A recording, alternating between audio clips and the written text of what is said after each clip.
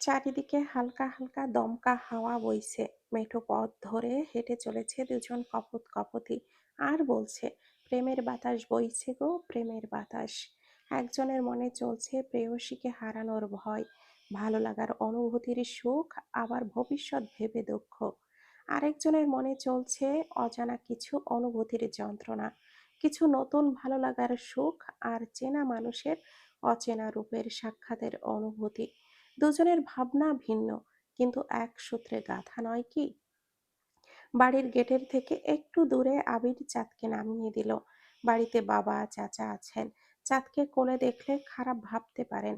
চাঁদ এখন অনেকটাই স্বাভাবিক।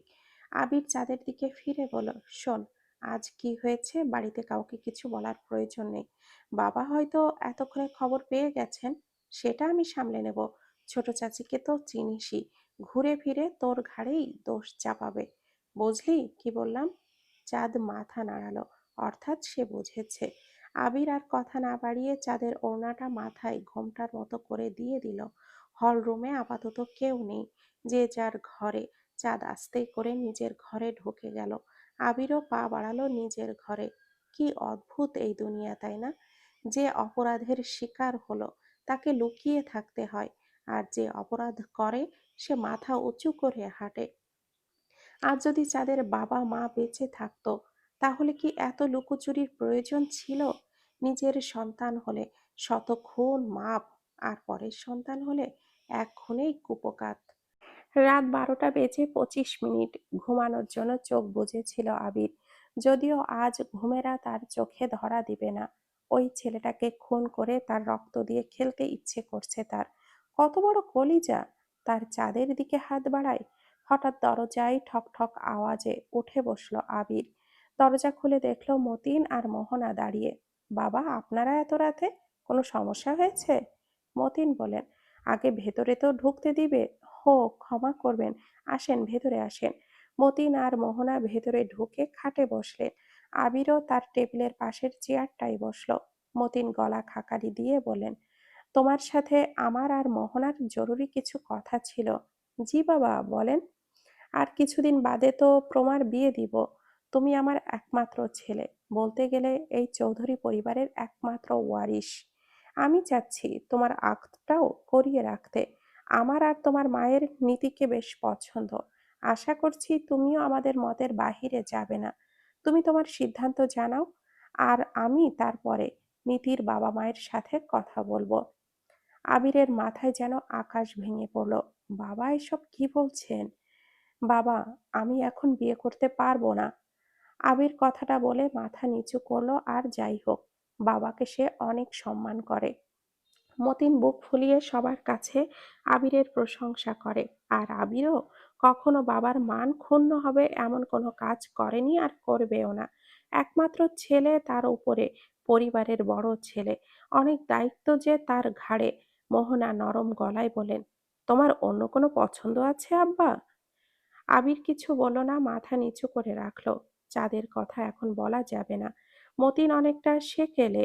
আত্মীয়দের মাঝে বিয়ে বরাবরই তার অপছন্দ। ভাই বোনের বিয়ে তিনি কখনো সমর্থন করেন না। তবুও তার কলিজার টুকরা বোনটা তাকে কষ্ট দিয়েছিল। আবির কি করে সেই ঘা তাজা করবে? মতিন শান্ত ভরাট গলায় জিজ্ঞেস করলেন, তুমি এখন বিয়ে করতে চাও না কেন? বাবা, আমি সবে অনার্স ফাইনাল ইয়ারের পরীক্ষা দিলাম। আমার এখন মাস্টার্স করার ইচ্ছা। তার উপরে পিএইচডি করার জন্য লন্ডনে যাওয়ার স্বপ্ন তো আমার বহু দিনের, তা আপনারা জানেন। আর আমি কোনো চাকরিও করি না।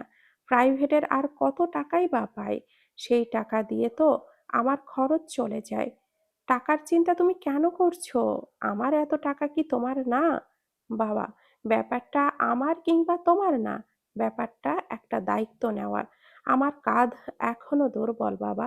এই কাঁধ একটা সংসারের ভার বহনের জন্য আপাতত প্রস্তুত নয়। আমার সময়ের প্রয়োজন। আমার লাইফটা এখন একটা চলন্ত গাড়ির মতো। এই গাড়ি স্থির করতে আমার আরো কিছু সময় লাগবে।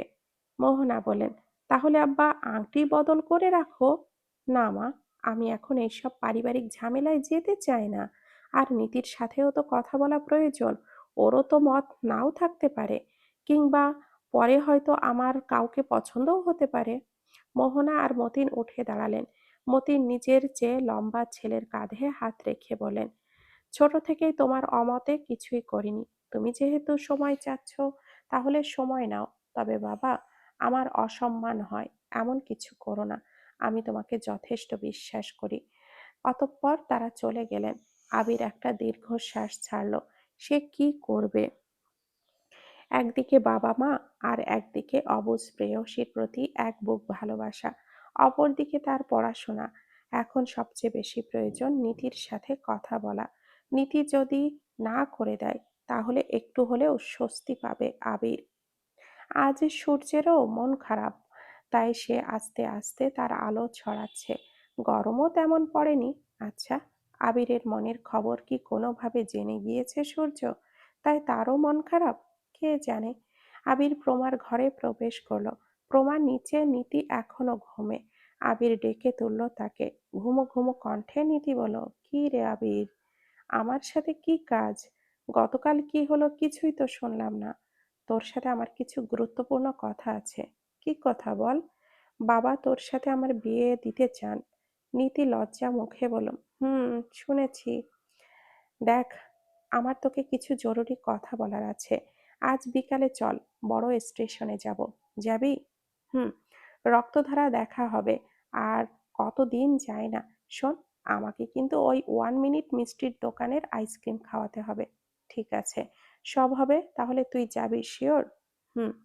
প্রতিদিনের মতো আজও আবিরকে চা দিতে এসেছিল চাঁদ। তবে প্রমার ঘরে আবিরের কথা শুনে দরজার আড়ালে দাঁড়ায় চাঁদ।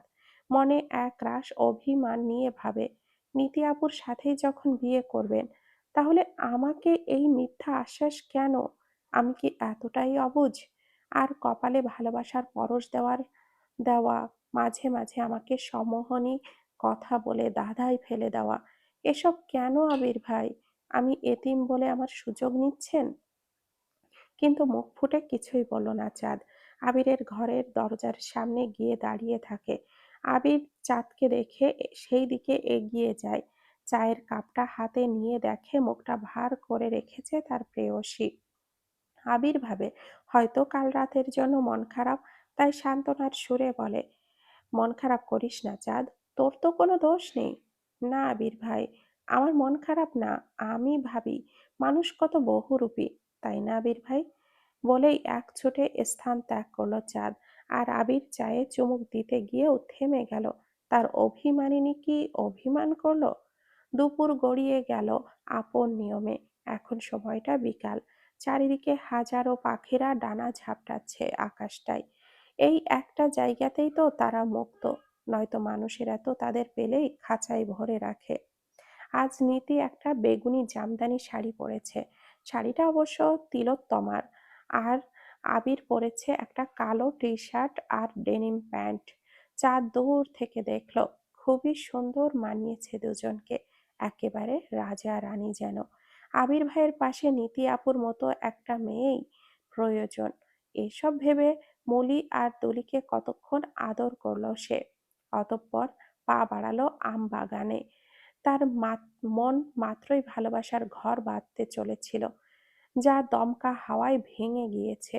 শুরু হওয়ার আগেই আঙ্গুল দিয়ে চাঁদের জায়গাটা দেখিয়ে দিয়েছে। বাজার থেকে একটা রিকশা নিল আবির। চাঁদপুর জেলার 5 রাস্তার মোড় কালীবাড়িতে অবস্থিত, যা শপথ চত্বর নামে পরিচিত।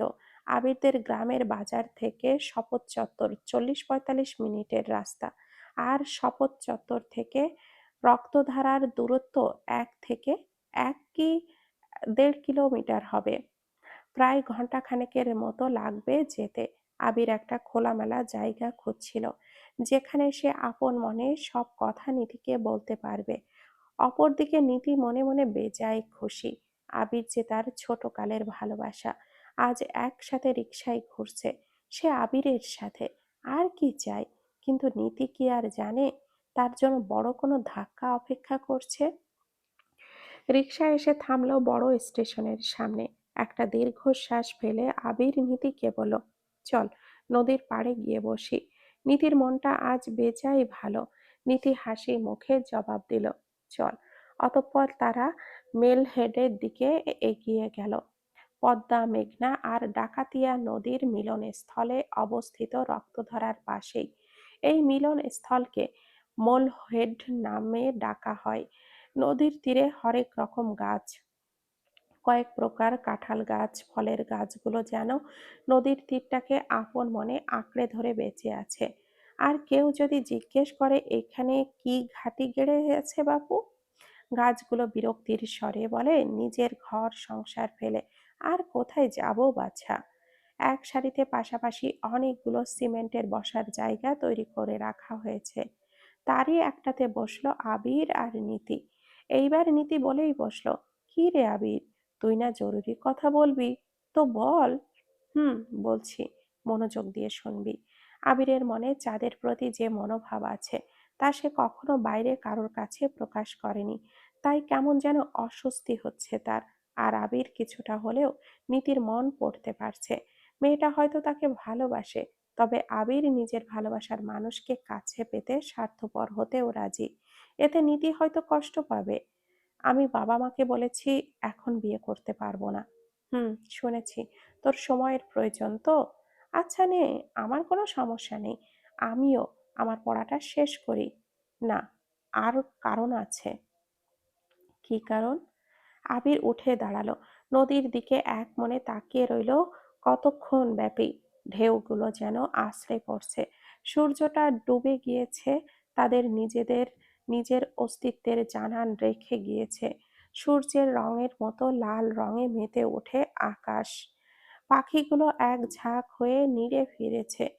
দৃশ্যটা সত্যিই মনোরম। নীতি আবিরের দিকে ফ্যাল করে তাকিয়ে আছে।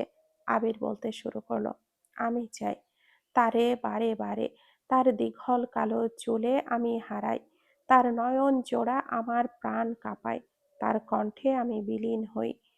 আমার প্রেয়সী, আমার হরিণী, আমার অস্তিত্বের অংশ, আমার এই মরুভূমি বুকটার এক ফোঁটা জল। তারে ছাড়া আমি নিঃস্ব, শূন্য, বিরান। নীতি একটা ঘোরের ভেতরে চলে গিয়েছিল। নিজের অজান্তেই তার কণ্ঠস্বর আর ঠোঁটে মিলে প্রশ্ন করে, কে সে? আছে একজন। আমাদের ভালোবাসাটা স্বাভাবিক নয়। হয়তো তাকে পেতে আমাকে ৭ সমুদ্র ১৩ নদী পাড়ি দিতে হবে। নীতির বুকটা হা হা করে উঠল। মাথাটা ঝিমঝিম করছে। বুকে কেউ যেন তীর মারল কি? হঠাৎ করে প্রিয় মানুষের কাছে পাওয়ার সুখ পেয়েছিল সে। আবার এক মুহূর্তে তা বিলীন। তবুও নিজের ভাবনাগুলোকে চেপে গেল নীতি। আজ সব পেয়েও কিছুই নেই নীতির। নীতি বলল, আমায় কি করতে হবে? তুই শুধু না করে দিস, তাহলেই হবে। আমার যতটুকু বলার বাবাকে আমি বলে দিয়েছি। প্লিজ নীতি, এতটুকু সাহায্য কর। ছোটবেলা থেকে প্রত্যেকটা কাজে সাহায্য করেছিস, এটাও কর। নীতি একটা তাচ্ছিলের হাসি দিয়ে বলল, ঠিক আছে, তাহলে তাই হবে। আমার জবাব নাই হবে। ধন্যবাদ নীতি, তোর এই ঋণ কখনো ভুলবো না। চারিদিকে আস্তে আস্তে অন্ধকার হতে শুরু করেছে, ঠিক যেমনটা নীতির মনে জমেছে। আবির বলল, চল তাহলে বাড়িতে ফেরা যাক। হুম, চল। একটা রিকশা ঠিক করে তাতে উঠে পড়ল নীতি আর আবির। রিকশা চলছে আপন মনে। নীতির মন আর মস্তিষ্ক স্তব্ধ হয়ে গিয়েছে। ভালোবাসা না পাওয়ার কষ্ট এতটা তীব্র। সেই ছোট্ট থেকে এক মনে নীতি কেবলই আবিরকে চাইতো। যদিও মুখ ফুটে কখনো বলেনি, সবসময় বন্ধুর মতো পাশে ছিল। আজও না হয় থাকলো।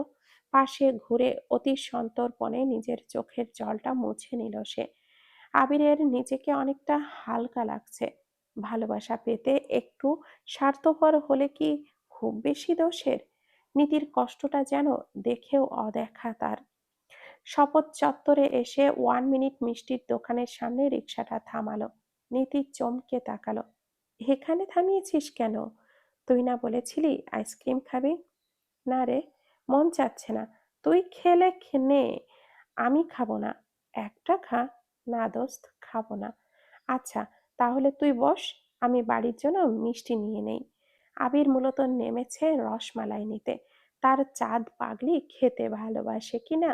2 কেজি মিষ্টি নিল বাড়ির সবার জন্য। 1 কেজি রসমালাই আলাদা নিল। অভিমানিনীর অভিমান ভাঙাতে। আর একটা আইসক্রিম নিল নীতির জন্য। সবকিছু নিয়ে রিকশায় বসলো আবির। জোর করে নীতির হাতে আইসক্রিমটা ধরিয়ে দিল। অন্ধকার পুরোপুরি নেমে এসেছে।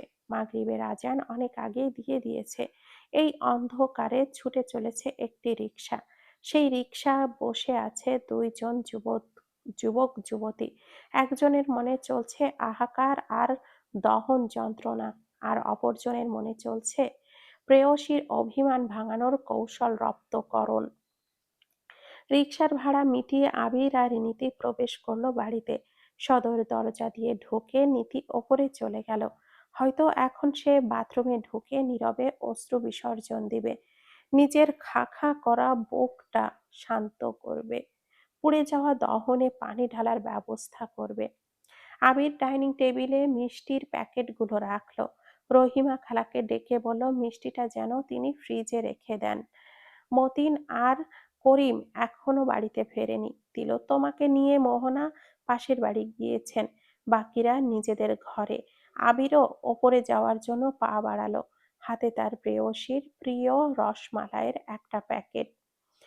সিঁড়ির দিকে ডান পাশে চাঁদের ঘর, একেবারে এক কোণে। বাড়ির ঘরগুলো সিঁড়ির অপর পাশে। টানা তিনটে ঘর। প্রথম ঘরটা আবিরের দাদির, রুমা আর দিমার মাঝেরটা, আর তার পাশেরটা প্রমার। তারপরে একেবারে দিঘির পাশের কোণারটার ঘর আবিরের। ঘরগুলোর সামনে খোলামেলা বিস্তৃত বারান্দা, যেখানে আপাতত টানানো রশিতে বাড়ির সবার কাপড় ঝুলছে। চাঁদের দরজাটা হালকা চাপিয়ে রাখা। আবির ঠক ঠক আওয়াজ তুলল দরজায়। চাঁদ বিকালে এক মনে কতক্ষণ আম বাগানে বসে কেঁদেছে। তবে যখন সন্ধ্যা হয়ে আসছিল, তখন বেচারি ভয়ে বাড়িতে চলে এসেছে। ওর যে লম্বা চুল নির্ঘাত ঝিনে ধরত। বাড়িতে এসেও যখন আবিরের দেখা মেলেনি, তখন মুখটা মলিন করে নিজের ঘরে চলে আসে। খাটের ওপরে বইগুলো ছড়িয়ে ছিটিয়ে রেখেছে ঠিকই, কিন্তু তবে তাতে তার বিন্দুমাত্র আগ্রহ নেই। ইতিহাস বইটা সামনেই পড়ে রইল। বেচারা চিল্লিয়ে বলছে, পড়বি না যখন আমায় খুলে রেখেছিস কেন বেয়াদব মেয়ে, তোর দ্বারা পড়াশোনা হবে না। তবে যার জন্য চিৎকার করা, সে তো অন্য ধ্যানে মগ্ন। একসময় ইতিহাস বইটাও চিল্লাতে চিল্লাতে হার মানে। তখনই দরজার ঠক ঠক আওয়াজে ধ্যান ভাঙে চাঁদের। দরজাটা গিয়ে খুলে দেয় সে। আবির ঘরে ঢুকে খাটে গিয়ে বসে। সে যা ভেবেছিল তাই। তার প্রিয়তমা চোখ মুখ ফুলিয়ে ফেলেছে কেঁদে। তখন সে চাঁদকে হয়তো বলে যেত, তবে কাছেই পায়নি। আবির চাঁদকে ইশারা করলো তারপর বসতে। তবুও চাঁদ ঠায় দাঁড়িয়ে রইল, তার দৃষ্টি নিচের দিকে, যেন ওপরে তাকালেই আবির কিছু পড়ে ফেলবে। আবির এবার মুখেই বলল, চাঁদের কণা, পাশে এসে বসো। আবিরের এমন ডাকে চাঁদ তার পাশে গিয়ে বসলো। আবির এক দৃষ্টিতে তার প্রেয়সীকে দেখে যাচ্ছে। চাঁদ মাথা নিচু করেই বসে রইল। নীরবতা ভেঙে আবির বলল, ব্যাঙের মতো মুখ ফুলিয়ে রেখেছিস কেন? চাঁদের কোনো সাড়া নেই। আজ কথা না বলার পণ করেছে নাকি মেয়েটা?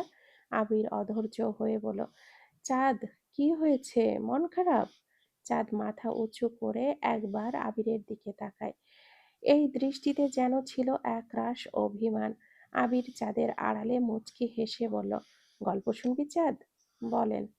শোন, এক দেশে এক রাজকুমার ছিল। সে একটা রাজকন্যাকে অনেক ভালোবাসতো। তবে রাজকুমারকে তার ভালোবাসা পেতে হলে 7 সমুদ্র পাড়ি দিতে হবে। আর রাজকন্যাটাও ছোট, রাজকুমারের মন বোঝে না। এইদিকে রাজকুমারের বাবা রাজকন্যার সাথে তাকে কখনো মেনে নিবে না, তার জন্য অন্য রাজকন্যা ঠিক করে। আর রাজকুমারের মাথায় এবার আকাশ ভেঙে পড়ে। অবশেষে বাবাকে কিছু বুঝিয়ে তার সাথে বিয়ে ঠিক করেছে, তাকে বোঝালো। এবার সে গেল তার রাজকন্যার মান ভাঙাতে। বেচারি অভিমান করে বসে আছে। গল্প শুনে কি বুঝলি? কি বুঝলাম? আরে, তুই কি বুঝলি আমি কিভাবে জানবো?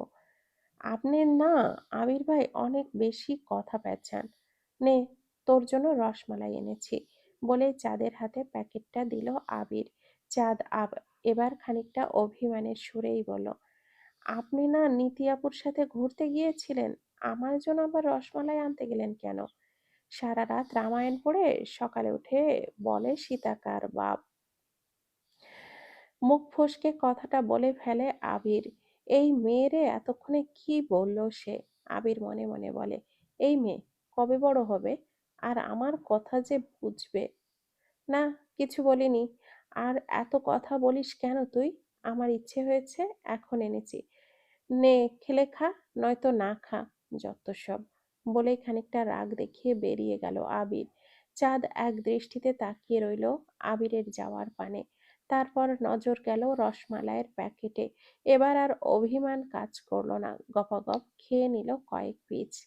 রাতে খাবার টেবিলে একত্রিত হয়েছেন সবাই। রুমা, প্রমা, দিমা, করিম, তিলোত্তমা, মতিন, মোহনা, রহিমা আর পুচুও আছে। তবে আনোয়ারা আসেনি।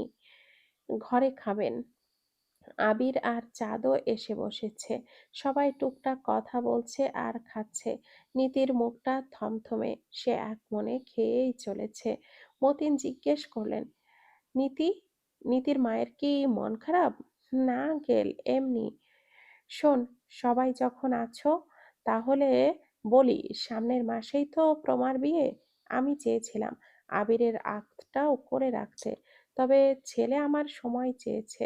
নীতিমা, তোমার কোনো সমস্যা আছে? আমি কি বলবো আঙ্কেল, আমিও এখন বিয়ে করতে চাই না। যাক, তাহলে তো ভালোই হলো। যাদের মনে হলো আবির ভাইয়ের বিয়ে হবে না, আর তার মন থেকে ভারী একটা পাথর নেমে গেল। অবচেতন মস্তিষ্ক হঠাৎ হিসাব মেলাতে লাগলো, আবিরের গল্পটাকে বিশ্লেষণ করতে লাগলো। রাজকন্যা, অন্য রাজকন্যা, বিয়ে, অভিমান দিয়ে কি বোঝালো আবির ভাই? রাতে খাটে শুয়ে শুয়ে ঘটনাগুলোকে পুনরায় খণ্ড আকারে সাজালো চাঁদ। সবকিছু কি ইশারা করছে আবির ভাই তাকে ভালোবাসে? আনোয়ারার ঘরে প্রবেশ করলো চাঁদ। বড্ড অস্থির লাগছে তার। কিছু প্রশ্নের উত্তর প্রয়োজন। আনোয়ারা আধশোয়া হয়ে শুয়েছিলেন। চাঁদকে কাছে ডাকলেন। চাঁদ গেল তার কাছে। আনোয়ারার কোলে মাথা রাখলো চাঁদ। বলল, নানুমা, ভালোবাসা কি? আমার বইনের মনে হঠাৎ এই প্রশ্ন। কি ব্যাপার? উফ, নানুমা, বলো না। ভালোবাসার কোনো ব্যাখ্যা নাই রে বোন। এটা এক অজানা বন্ধন। যখন দেখবি কারোর জন্য মন আনচান করে, ছটফট করে, তার কাছে যেতে ইচ্ছে করে, এটাই ভালোবাসা। চাঁদ ভাবলো, না তো, আবির ভাই না থাকলে তো তার মন আনচান করে না, তাকে দেখতে ছটফটও লাগে না। উল্টো চাঁদ আরো হাঁপ ছেড়ে বাঁচে। পাটকাঠিদের সাথে খেলতে পারে, গাছে উঠতে পারে, মাছ ধরতে যেতে পারে, কেউ বকে না। আচ্ছা নানুমা, কেউ যদি সারাদিন শাসন করে আবার আদরও করে, তাহলে সেটা কি ভালোবাসা ধরা যায়? ভালোবাসলে সবচেয়ে বেশি থাকে অধিকার। যে তারে ভালোবাসবে সে তারে শাসন করবে, আবার আদরও করবে। চাঁদ আবার ভাবল, আবির নিজেই চাঁদকে শুধু বকে, তবে অন্য কেউ বকলে তা মানতে পারে না। এটা ঠিক। এবার যেন দোটানায় পড়ে যায় চাঁদ। কিছু না বলে নিজের ঘরে গিয়ে শুয়ে পড়ে। আজ সাধারণ দিনের মতোই একটা দিন, তবে কি কারণে যেন ডোবার ব্যাঙটা এক নাগাড়ে ডেকে চলেছে। আসলে বেচারার মনে বিয়ের স্বাদ জেগেছে তো। তবে ব্যাঙ প্রজাপতির সুন্দরীরা তাকে পাত্তা দেয় না। বিরহে বেচারা যুদ্ধ ঘোষণা করেছে আর এক নাগাড়ে ডাকার পণ করেছে। কিছুক্ষণ পর হয়তো আরো কিছু তার মতো হতভাগা তার সাথে যোগ দিবে। আবিরাজ ঢাকার উদ্দেশ্যে রওনা দিবে। মনটা অনেক বিষণ্ণ তার। আবার 15-20 দিন পর আসবে সে, একেবারে প্রমার বিয়ের সময়। চাঁদকে না দেখলে তার যে কতটা ছটফট লাগে তা কেবল সেই জানে। চাঁদ কবে বুঝতে পারবে তাকে? নীতিও আজ দুপুরে খেয়েই চলে যাবে। আবির সকালের ব্রেকফাস্ট করছে। এবার বাড়ি ছাড়ার পালা। চাঁদকে অনেক খুঁজল সে, না, মেয়েটা নেই। একটা দীর্ঘশ্বাস ফেলে গেটের দিকে পা বাড়ালো আবির। চাঁদ 2 তলার বারান্দায় লুকিয়ে আবিরের যাওয়ার পানে তাকিয়ে রইল। হিসেব মতে অন্য সময়ের মতো তার খুশি খুশি হওয়ার কথা ছিল। আজ থেকে আবার চাঁদ স্বাধীন। তবে এবারে আবিরের ব্যবহারটা অন্যরকম ছিল। কেমন জানি ঘোর লাগানো। আর সববারের মতো এবার চাঁদ খুশি হতে পারছে না। বুকটায় কেমন জানি চিনচিনে ব্যথা করছে। মনে হচ্ছে দৌড়ে গিয়ে আবিরকে চাপটে বলতে, আপনি কোথাও যাবেন না আবির ভাই, কোথাও না। বড় চাচি সবার সামনে যেমন ছেলেকে ধরে কান্না করলো, ঠিক তেমন ভাবে। তবে তিনি তো মা। তবে চাঁদ কি, কেনই বা এমন করবে? সে তো সামান্য আশ্রিতা মাত্র। আবিরের এতটুকু যেতে ইচ্ছে করছে না। তবে পড়াশোনা করলেই কেবল নিজের পায়ে দাঁড়াতে পারবে আর চাঁদকে আপন করতে পারবে। ভারাক্রান্ত মন নিয়ে আবির রিকশায় চেপে বসলো। গন্তব্য চাঁদপুর লঞ্চ ঘাট। আবির প্রতিবারই এমন কষ্ট পায়, তবে চাঁদের ব্যাপারটা সে জানে না। তার প্রেয়সী কি ভাবে। এইবার তো চাঁদকে যথাসম্ভব মনের ভাব বোঝাতে চেয়েছে আবির। তার চাঁদ কি বোঝেনি? আর কিভাবে বোঝালে বুঝবে মেয়েটা? পরের বার এসে সম্পূর্ণ মনের ভাব বলবে সে চাঁদকে। এটা এটা ভেবেই মনস্থির করলো আবির। যদি চাঁদ রাজি থাকে, তাহলে দরকার হলে গোপনে বিয়ে করে রাখবে। হারাম সম্পর্কের চেয়ে হালাল সম্পর্ক ভালো। পরে পিএইচডি করে এসে একেবারে নিজের ঘরে তুলবে তার চাঁদকে। সময়টা কেটে যাচ্ছে আপন স্রোতে। ঢাকায় এসে আবির ব্যস্ত হয়ে পড়ল তার মাস্টার্স ডিগ্রি অর্জন করার জন্য লক্ষ্য, পড়াশোনা আর টিউশনিতে। চাঁদ পড়েছে মহা জ্বালায়। স্কুল, পড়াশোনা, গাছে ওঠা কিছুই ভালো লাগে না তার। মনটা খালি আবিরকে দেখতে চায়, আবিরের কথাগুলো শুনতে চায়, বকা খেতে চায়। তার চাঁদ চুপি চুপি আবিরের ঘর থেকে একটা ছবি নিয়ে এসেছে আবিরের। মন খারাপ হলেই এক মনে আবিরের ছবিটার দিকে তাকিয়ে থাকবে আর আবির সেজে কথা বলবে। চাঁদ, গাছে উঠতে মানা করেছি না? বাদরের মতো ঝুলে নিচে নাম। চাঁদ, তুই আমার মুখে মুখে কথা বলিস, বেয়াদব মেয়ে। নিজের পাগলামিতে নিজেই যেন হেসে দেয় চাঁদ। এই এক সম্পূর্ণ অনুভূতি। এরকম তো আর কখনো হয়নি তার। এ যেন এক মিষ্টি তীব্র যন্ত্রণা। 4 দিন বাদে প্রমার বিয়ে। সিফাতদের বাড়িতে, চাঁদপুর শহরে, শপথ চত্বরের পাশেই। প্রমাদের বাড়ি থেকে আধা ঘন্টার মতো লাগে যেতে। প্রমাকে অনেক আগে থেকেই পছন্দ করে সে। ব্যাংকে জবটা হওয়ার সাথে সাথেই বাবা মাকে প্রমার কথা জানিয়েছে। বিয়ের প্রস্তাব যখন দেওয়া হয়েছিল, তখন প্রমার এইচএসসি পরীক্ষা চলছিল। সব দিক বিবেচনা করে নির্ধারণ করা হয়েছিল পরীক্ষার পরপরই বিয়ে হবে। আর তাই হলো। প্রমা তো লজ্জায় ঘর থেকেই বের হয় না। আসলে প্রমারও মনে মনে সিফাতকে পছন্দ করত। ছেলেটা প্রতিদিন তাদের বাজারে এসে দাঁড়িয়ে থাকতো। প্রমা, রুমা, দিমা আর চাঁদ যখন একসাথে স্কুলে যেত, তখন হাঁ করে প্রমার দিকে তাকিয়ে থাকতো। কলেজের বেলায়ও তাই। এই দিকে চাঁদ অনেক খুশি, আজ তার আবির ভাই আসবে। উফ, এত মধুর অনুভূতি হচ্ছে চাঁদের। কাজল এতদিন পর বাড়িতে আসলো। সে মূলত তিলোত্তমা আর তার সম্পত্তির খবর নিতে বাড়ি গিয়েছিল। সম্পত্তি নিয়ে ঝামেলা হয়েছিল। চাঁদ অনেক শান্তিতে ছিল কয়েকটা দিন। কাজলকে চাঁদ দুই চোখে দেখতে পারে না। কালো গায়ের রং, আর এত মোটা যে কেউ দেখলে প্রথমে দানব ভেবে ভুল করবে। তিলোত্তমা চাঁদের ছোট চাচির ভাইকে নিজের কাছে এনে রেখেছে। কি আহ্লাদ!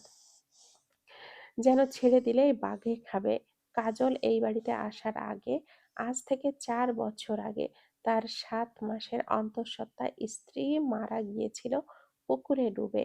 গ্রামের সবাই ধারণা করেছিল ওইটা খুন, আর সন্দেহের তালিকায় ছিল কাজল। তারপরই হঠাৎ করেই একদিন নিজের ব্যাগপত্র নিয়ে হাজির হয় কাজল। তিলোত্তমা তো নিজের ভাইকে পেয়ে অনেক খুশি। এই যে কাজল ঘাঁটি পাতল। আজ 4 বছর সে এখানে।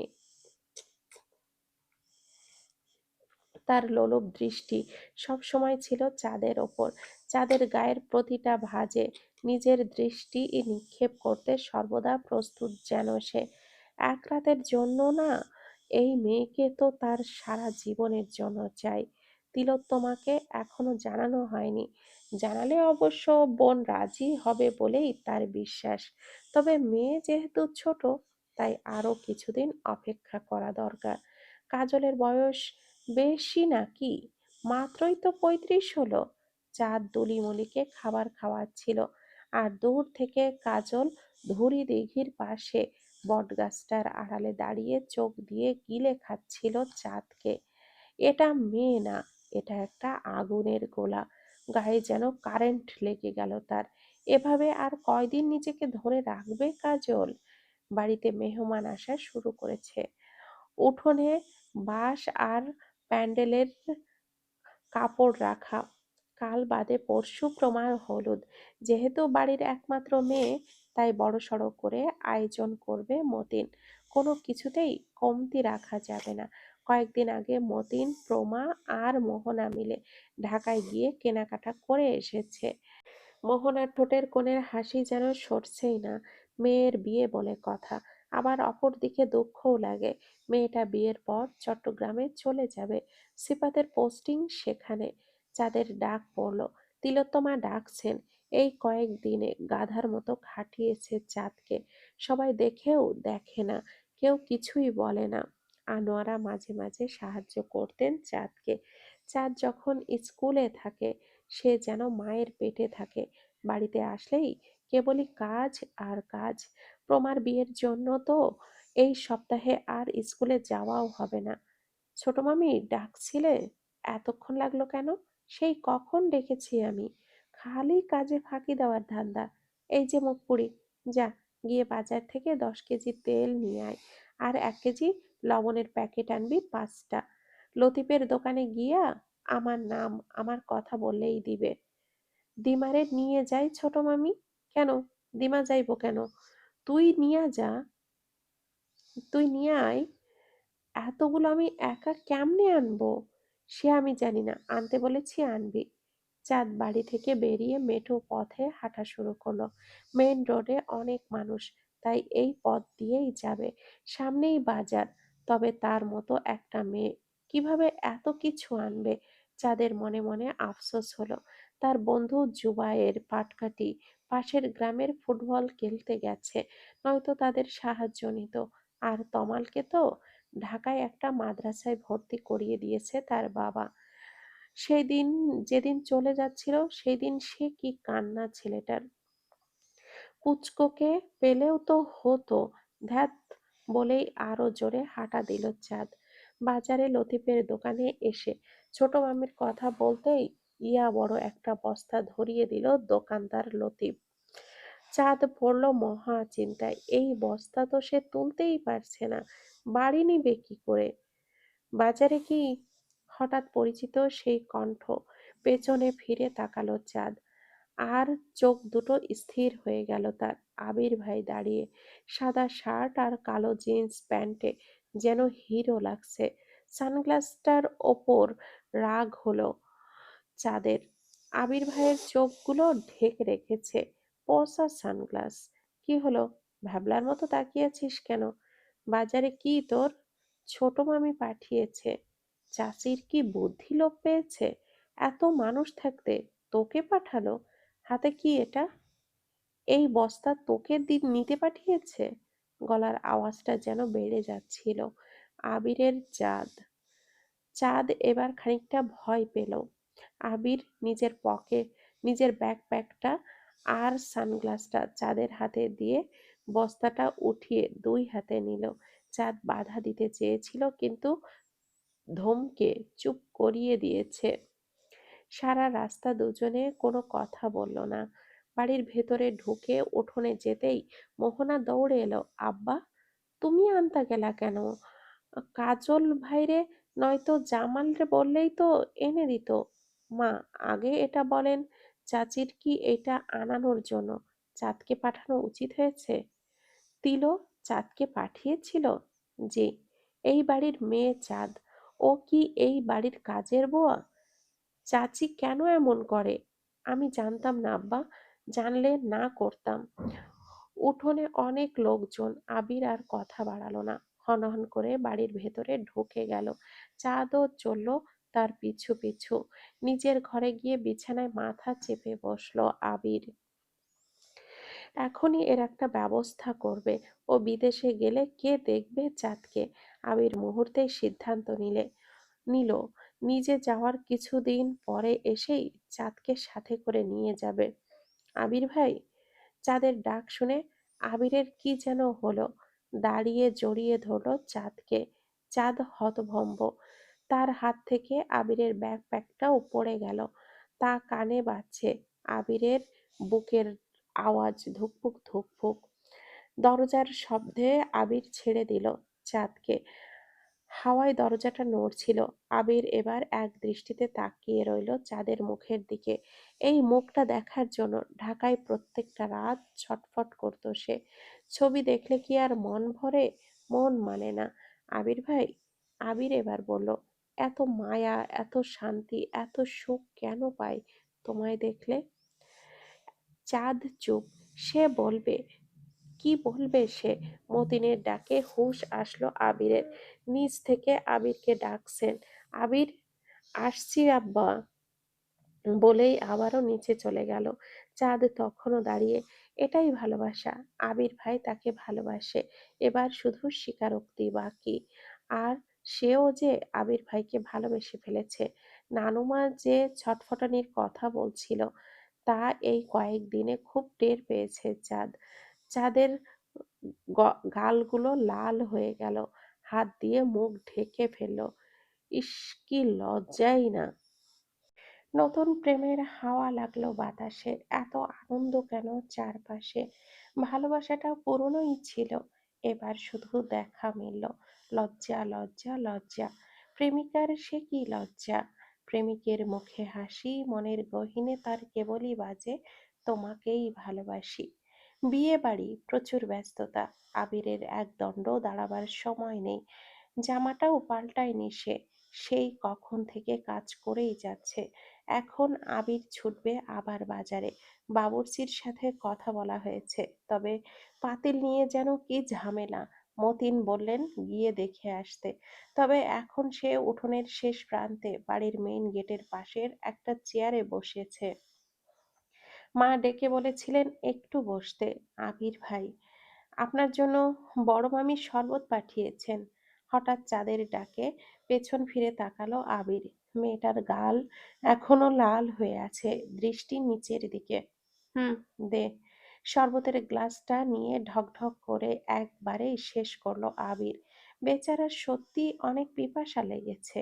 আবিরের মাথা বেয়ে ঘাম পড়ছে। সে এখন একটা জাম গাছের আড়ালে বসে। লোকসমাগম কম এই দিকটায়।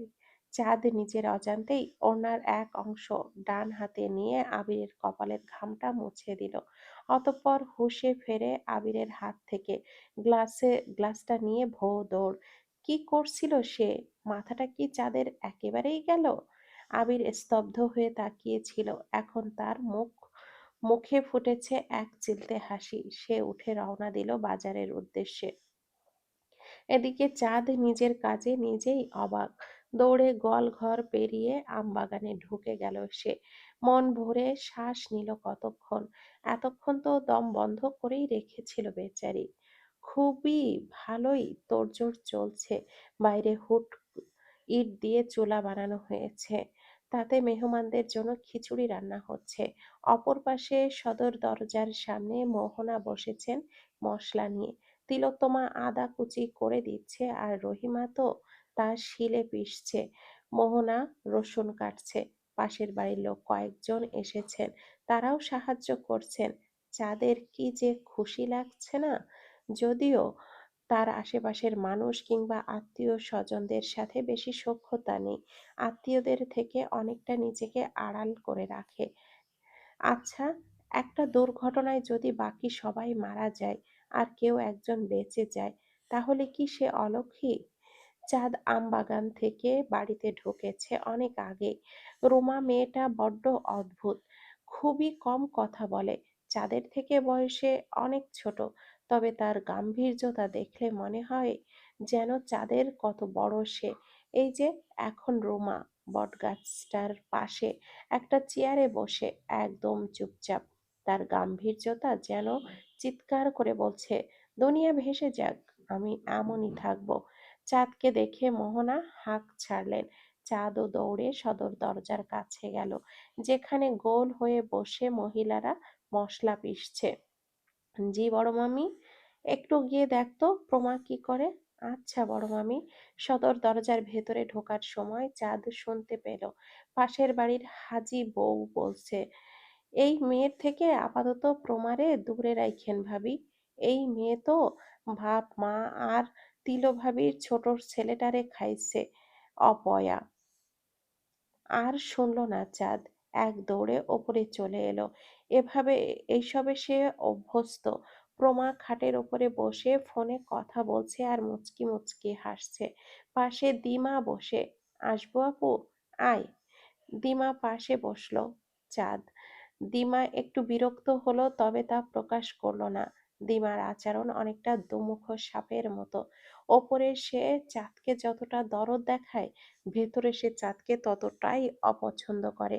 এর কারণ একটাই, চাঁদ অনেক সুন্দর আর আবির চাঁদকে বেশি আদর দেখায়। প্রমা ফোনটা রেখে বলল, চাঁদ একটা কাজ করে দিতে পারবি? কি কাজ আপু? বিয়ের পরেই তো তোর দুলাভাইয়ের সাথে চট্টগ্রামে চলে যাব। ওর ছুটি শেষ হয়ে যাবে। ভাবছিলাম আগামীকাল সকালে আমরা বোনেরা, তোদের দুলাভাই, নীতি আপু যদি আজ বিকালে আসে তো, আর নীতি আপু আর ভাইয়া সবাই মিলে মোলহেডের একটা নৌকা ভ্রমণে যেতাম। তুই ভাইয়াকে রাজি করাবে। আমি, আবির ভাই আমাকে থাপ্পড় দিয়ে দিবে একটা। এত ঝামেলার মাঝে যাওয়া ঠিক হবে? আর বড় মামা যদি না দেন, তুই ভাইয়াকে বলে রাজি করালেই হবে। ভাইয়া যদি রাজি হয়, বাবাও রাজি হবে।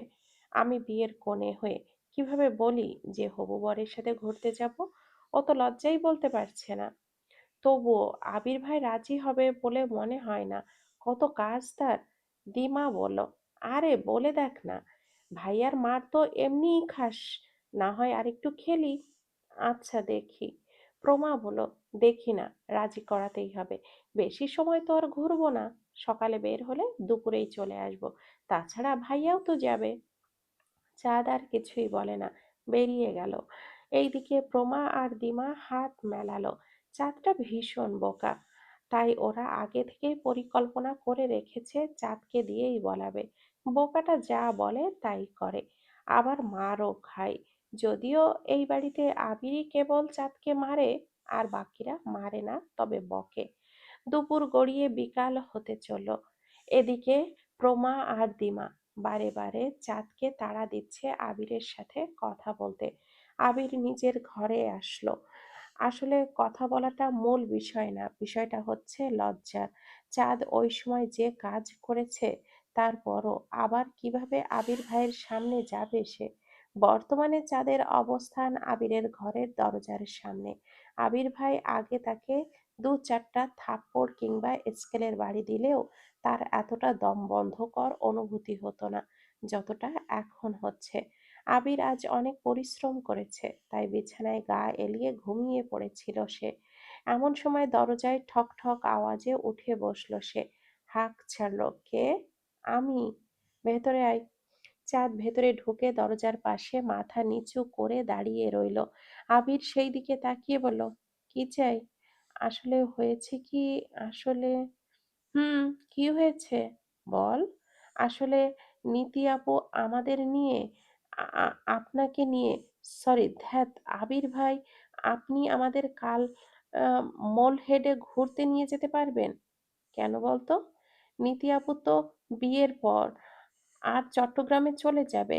আর তাই আপু চাচ্ছিল কালকে যদি আমরা বোনেরা, দুলা ভাই, নীতি আপু আর আপনি সহ শেষবার চাঁদপুরটা একটু ঘুরতে, মোলহেডে নৌকা ভ্রমণে যেতে আর কি।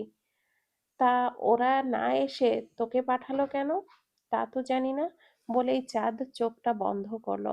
এবার নিশ্চিত আবির তার গালে দুইটা লাগাবে।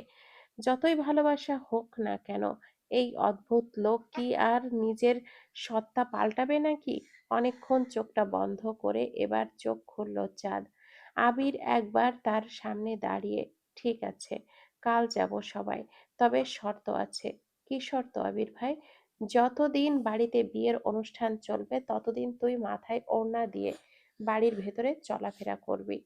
সন্ধ্যার দিকে নীতি ও তার বাবা মা এসেছে। নীতির মুখে মলিন হাসি। গান বাজানো হচ্ছে লাউড স্পিকারে। বিয়ে বাড়ি বলে কথা। আবির আর আবিরের বন্ধু পারভেজ উঠোনে চেয়ারে বসে গল্প করছে। পারভেজ চাঁদপুরেই পড়াশোনা করেছে, পাশাপাশি মুরগির ফার্মের ব্যবসাও রয়েছে তার। আবিরের বেশিরভাগ বন্ধু চাঁদপুরের বাইরে পড়াশোনা করছে। একসময় যাদের নিয়ে এলাকা দাপিয়ে বেড়াতো, তারা আজ কত দূরে। বাড়িতে আসলে পারভেজের সাথেই কেবল দেখা হয়, বাকিদের সাথে যোগাযোগ আছে। কয়েকজনকে দাওয়াত করেছে আবির, তারা বিয়েতে আসবে। উঠোনে প্রচুর শোরগোল, যে যার মতো বসে আছে। কয়েকজন কাজ করছে। কাল বাদে পরশুই তো গায়ে হলুদ। ভেতরের ঘরে মেঝেতে মোহনা বসে সে ইলিশ মাছ কাটতে। রাতের খাবারে মেহমানদের ইলিশ মাছ ভাজা আর খিচুড়ি খাওয়ানো হবে। চাঁদ সেই কখন থেকে মাথায় ঘোমটা দিয়ে টুকটাক কাজ করে যাচ্ছে। আবির কথার ফাঁকে ফাঁকে পেছনে ফিরে চাঁদকে দেখছে। মেয়েটাকে অনেকটা নতুন বইয়ের মতো লাগছে। দিমা, প্রমা, নীতি আর প্রমার কয়েকজন বান্ধবী গল্প করছিল সোফায় বসে। এই বাড়িতে দিমা, প্রমা আর রুমা কোনো কাজই করে না বলতে গেলে। তাদের কাজ হলো পড়াশোনা, খাওয়া আর ঘুমানো। তবে চাঁদিটাই কেবলই হতভাগী। দিমা এবার ১০ম শ্রেণীতে পড়ছে। কয়েক মাস বাদেই ওর এসএসসি পরীক্ষা। পড়ার নাম করে আবিরের কাছাকাছি থাকার চেষ্টা করে সে। এ বাড়িতে আসার পর থেকেই আবিরের প্রতি একটা আলাদা আকর্ষণ তার। চাঁদের রূপে বরাবরই তার হিংসা হয়। প্রমা যে চাঁদকে অনেক ভালোবাসে তাও না, আবার অনাদরও করে না। প্রমা ডাক দিল চাঁদকে, হন্তদন্ত হয়ে ছুটে এলো চাঁদ। হাতে হাত মুছতে মুছতে বলল, আপু কিছু বলবা? আমরা গল্প করছি, তুইও কর। আপু কাজগুলো করে আসছি। তোকে তো ধন্যবাদ দেওয়া দরকার, ভাইয়াকে রাজি করালি। ধন্যবাদ লাগবে না আপু। দিমা চাঁদের দিকে তাকিয়ে বলল, কিরে হঠাৎ এত হুজুরানি হলি? মাথায় দেখি কাপড় দিয়েছিস? এমনি দিয়েছি, বাড়িতে কত মানুষ। তিলোত্তমা ডাক দিল চাঁদকে। আবার কাজে লেগে পড়ল চাঁদ। সকালের শুরুটা হয়েছে সাদামাটা ভাবে। বাইরে প্রচুর আওয়াজ। চাঁদ রেডি হচ্ছে, একটু পরেই তারা বেরোবে।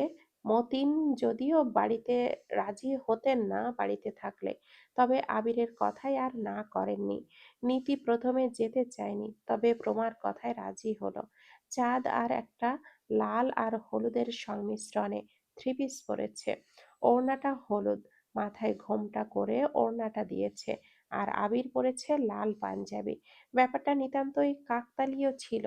নাস্তা করে বেরিয়ে পড়ল সবাই। এখন বেলা ১২টা বাজে। চাঁদ, প্রমা, দিমা, নীতি আর আবির। রুমা আসেনি, ওর নাকি মাথা ব্যথা করছে। দিমা, নীতি এক রিকশায় আর প্রমা, চাঁদ বসলো এক রিকশায়, আরেকটাতে বসেছে আবির। সিফাতও ওদের সাথে যোগ দিবে শপথ চত্বর থেকে। নীতি না যেতে চাওয়ার কারণও আছে। ওই নদীর পাড়ে বসেই সে সবচেয়ে বড় কষ্টটা পেয়েছিল আবিরের কাছে। রিকশা চলতে শুরু করেছে। চাঁদের রিকশাটা চাঁদের রিকশাটা পেছনে আর আবিরেরটা সামনে। আবির বরাবরই পেছনে ফিরে চাঁদকে দেখছিল। মেয়েটা এত সুন্দর কেন? হালকা বাতাসে বইছে চারপাশে। আকাশটা নীল আবরণে নিজেকে জড়িয়ে রেখেছে। বেশি রোদ নেই, সব মিলিয়ে আবহাওয়াটা আজ দারুণ। চাঁদদের এলাকা থেকে শপথ চত্বরে যেতে প্রায় ঘন্টাখানেক সময় লাগে। যাওয়ার পথে গাছতলা ব্রিজের ওপর দিয়ে যেতে হয়। নিচে ডাকাতিয়া নদী। এই জায়গাটা অভাবনীয় সুন্দর। বিশেষ করে সূর্য ডোবার দৃশ্যটা দেখলে চোখ জুড়িয়ে যায়। তবে অদ্ভুত ব্যাপার হলো, ব্রিজ তৈরির এত বছর পরেও টোল নেওয়া হয়। ব্যাপারটা নিতান্তই হাস্যকর। শপথ চত্বরে পৌঁছাতে পৌঁছাতে প্রায় 1টা বেজে গিয়েছে। সিফাত দাঁড়িয়ে। প্রমা আজ আকাশি শাড়ি পরেছে আর তার সাথে মিলিয়ে আকাশি পাঞ্জাবি পরেছে সিফাত। রিকশা থেকে নামলো সবাই। আবির গিয়ে হাত মেলালো সিফাতের সাথে। সে সকালেই নাস্তা করেছে তারা, তাই সিদ্ধান্ত নেওয়া হলো একটা রেস্টুরেন্টে খেয়ে পরে রওনা দিবে। রোডের পাশেই একটা খাবারের দোকানে ঢুকলো তারা। ভাত, ইলিশ মাছ ভাজা, ডাল, ভর্তা, গরুর মাংস দিয়ে দুপুরের খাবার সেরে নিল সবাই। এবার বড় স্টেশনে রওনা দেওয়ার পালা। আবার রিক্সা ভাড়া করা হলো। দিমা আর নীতি আগেই একটাতে উঠে গিয়েছে। নীতি কেবলই এই নীরব দর্শক আজ। কোনো কথাই বলছে না সে। প্রমা রিকশায় বসলো। চাঁদ যখন উঠতে নিবে তখন প্রমা বলল, চাঁদ, তুই আবির ভাইয়ের সাথে বসবি প্লিজ। চাঁদ, উম, দেখ না ও লজ্জায় বলতে পারছে না। আপু প্লিজ বোন আমার। চাঁদ কোনো কথা না বলে আবিরের রিকশার সামনে গিয়ে দাঁড়ালো। প্রমা সিফাতকে ডাক দিলে সে গিয়ে সেখানে বসে পড়ল। নিতিদের রিকশাটা আগেই রওনা দিয়েছে। চাঁদ আর আবির একসাথে রিকশায় উঠে বসলো। আবহাওয়াটা দারুণ। হালকা বাতাস বইছে। হয়তোবা রাতে বৃষ্টি হবে। ঝিরিঝিরি বাতাস শরীরকে স্পর্শ করার পাশাপাশি মনকেও স্পর্শ করছে। দুটি মনও আজ পাশাপাশি বসেছে। মুখে তারা কথা বলছে না, একদম চুপ। তবে মন কি আর চুপ থাকে? তারা নিজের মতো করে কথা বলেই যাচ্ছে। চারপাশে বেশি মানুষ নেই। রাস্তা ধরে আপন মনে রিকশা চালাচ্ছেন মামা। যাদের মনে হলো সময়টা থমকে যাক। আবিরের পাশে বসা নতুন না, তবে এবারের অনুভূতিটা সত্যি আলাদা, একদম অন্যরকম। অবশেষে বড় স্টেশনে এসে পৌঁছালো রিকশা। নেমে যাওয়ার সময় আবির চাঁদের কানে ফিসফিস করে বলল, সুন্দর লাগছে আমার চাঁদটাকে। চাঁদের শরীরে যেন এক অদ্ভুত ভালো লাগা ছেয়ে গেল। এ কেমন অনুভূতি! সবাই একত্রিত হয়ে চলল ঘাটের দিকে। নৌকা ভাড়া করা হবে। তারপর যাওয়া হবে পদ্মা নদীর মাঝে গড়ে ওঠা বালুচরে, যাকে বলা হয় মিনি কক্সবাজার। অতঃপর সেখানে সূর্যাস্ত দেখবে তারা। পরে আবার নৌকা করে ফিরে আসবে। নদী দিয়ে যাওয়ার সময় পাশেই পড়ে পদ্মা, মেঘনা আর ডাকাতিয়া নদীর মিলনস্থল। ঘাটে যাওয়ার সময় আবির এগিয়ে গেল নীতির সাথে কথা বলার জন্য। কিরে, মন খারাপ? না। তাহলে চুপ যে? এমনি শরীরটা ভালো লাগছে না। আমি তো আসতে চাইনি। প্রমা জোর করলো তাই নাও করতে পারলাম না। আরে বালুচরে গেলে দেখবি সব ঠিক হয়ে যাবে। আহ, ঘাটে অনেক নৌকা বাঁধা আছে। বেশিরভাগ নৌকাই ছাউনি নেই। নদীটা এত উত্তাল, নৌকাগুলো হেলে দুলে যখন যাচ্ছিল তখন মনে হলো এই বুঝি শেষ, এই বুঝি ডুবে গেল। একটা বড় নৌকা ভাড়া করলো তারা। নৌকাটা রঙিন, ইঞ্জিন চালিত। ছাউনি আছে, তবে বড় বড় জানালা। মাঝির সাথে 800 টাকা চুক্তি হলো। ওরা বালুচরে ঘন্টা খানেক থাকবে তাই। আধা ঘন্টা থাকলে আরো কম টাকা লাগতো, তবে আধা ঘন্টায় পুরোপুরি সূর্যাস্ত দেখা যাবে না। নৌকায় উঠে বসলো সবাই। আবির আর সিফাত বাইরে দাঁড়িয়ে। নীতি, দিমা, প্রমা ও চাঁদও ভেতরে বসে আছে।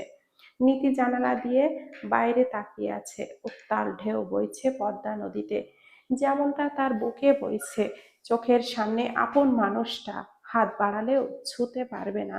চাঁদ এতক্ষণ জাহাজ দেখছিল, কত বড় বড় জাহাজ। চাঁদকে বলেছে, এই হা করে কি দেখছিস, একদম গিলে খেয়ে ফেলবে তো। হঠাৎ নজর গেল নৌকার সামনের দিকে। আবির কোনায় বসে সিফাতের সাথে কথা বলছে, চোখে সানগ্লাস।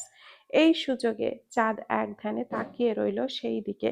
তবে আবির যে তার দিকেই তাকিয়ে ছিল, বেচারি তা বোঝেনি। সিফাত যখন প্রমার পাশে গিয়ে বসলো, আবির তখন সানগ্লাসটা খুলে এক ভুরু উঁচু করে চাঁদের দিকে তাকালো। চাঁদ মুহূর্তেই চোখ ফিরিয়ে জিহবায় কামড় দিল। আবির সানগ্লাসটা পরে একটা হাসি দিয়ে পদ্মা দেখাই মনোযোগ দিল। সিফাত আবিরকে ডেকে বলল, শালাবাবু, একটা গান শোনাও আমাদের। আমি কি আর ভালো গান পারি দুলাভাই? প্রমা আর দিমাও জোর করলো, তবুও আবির নাছোড়বান্দা। অবশেষে চাঁদ আর নীতি একত্রেই বলল, একটা গান কর না। একটা গান করেন না। দুজনে একত্রে বলে একে অপরের দিকে তাকালো। আবির এতক্ষণ চাঁদের বলার অপেক্ষায় ছিল। ঠিক আছে, সবাই যখন এত করে বলছে, একটা গান গাইতেই পারি। সানগ্লাসটা চোখে দিয়ে আবির গান ধরলো। দৃষ্টি চাঁদের দিকে। পদ্মার উথাল পাথাল বাতাসে চাঁদের ওড়নাটা যেন উড়ছে, চোখের সামনে বারে বারে অবাধ্য চুলগুলো বেরিয়ে আসছে। চাঁদ বিরক্তি নিয়ে সেগুলো কানের পিঠে গুজে দিচ্ছে।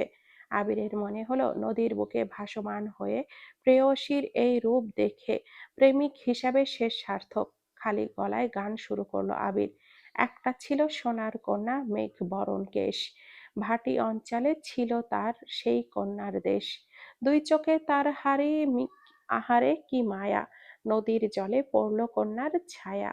পুরো গানটা আবির শেষ করলো তার চাঁদের দিকেই তাকিয়ে। এই চাঁদটা শুধুই তার, শুধুই তার। আকাশে মেঘেরা আজ তুলোর বেশে ঘুরে বেড়াচ্ছে, থোকায় থোকায় জমে আছে। এ যেন আকাশের নামে কোনো এক বিরল গাছ।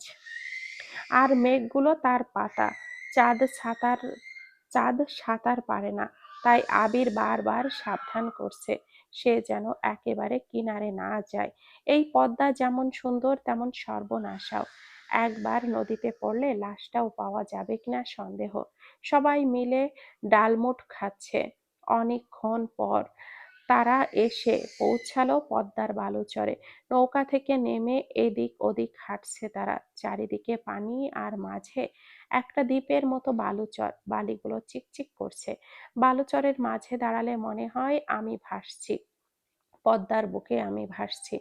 আবির চাঁদের পাশাপাশি হাসছে, দূরে কাশবন দেখা যাচ্ছে।